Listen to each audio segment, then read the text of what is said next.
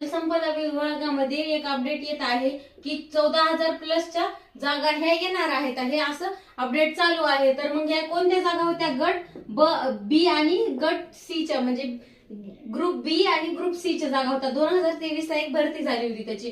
मग त्याची एक्झाम कधी झाली होती? 2023 ला ही भरती झाली होती. त्याची एक्झाम निवड यादी कधी लागली होती? 1/8/2024 ला त्याची निवड लागली. त्यानंतर 6 महिन्याचा त्याच्यावर काय स्टे लागला. त्याच्यानंतर वेटिंग लिस्ट लागली. त्याच्यानंतर अजून एक वर्ष एक मधातच GR आला. त्याच्यानंतर असं 28/2/2026 यादी प्रक्रियेमधली जी काही होती, जे काही वेटिंग लिस्ट मध्ये विद्यार्थी होते त्यांची एक यादी लागणार होती. तर ही कधीपर्यंत डिक्लेअर होणार आहे?